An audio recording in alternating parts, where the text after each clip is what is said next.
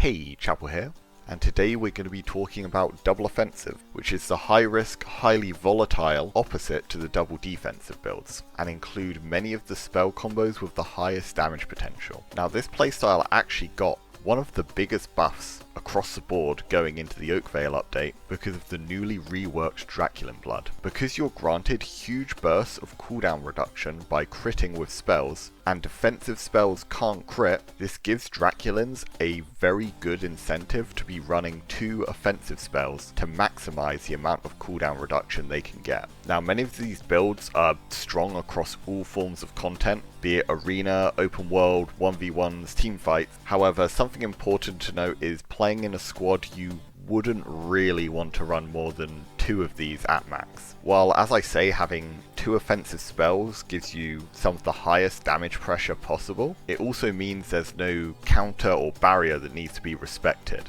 Any player having no defensive is going to become an obvious target in a fight, and if they're caught out of position, they're going to be effortlessly taken down. Since these builds will always be so highly invested into its offense, either its mobility or tank stats are going to have to suffer, either of which being missing makes them an easy target to take down if they find themselves in the wrong place. And it also means they need proper support to be as effective as possible and not be taken out easily. Now the best kinds of double offense combos typically involve a projectile together with an AoE spell that have a good level of synergy. The best kind of projectiles are typically the ones that have multiple charges or multiple hits and provide some kind of defensive utility alongside that. Some of the best include Polarity Shift, Frostbat, Chaos Volley and Wraith Spear. AoEs and projectiles from matching spell schools often work well paired together, both due to being able to take and benefit from the same passives, as well as often having other direct synergies.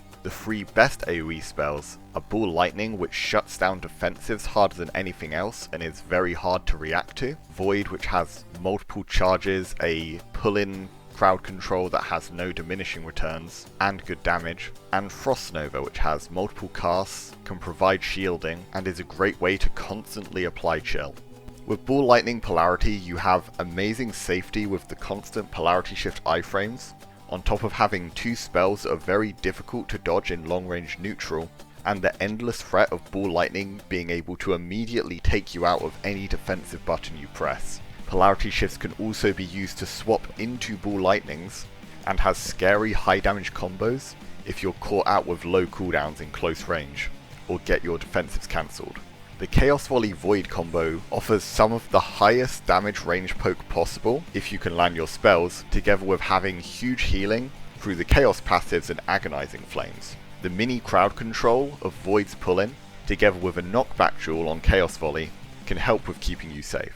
Frost over Frostbat constantly applies chills, and any freezes landing opens up huge damage combos through Chill Weave.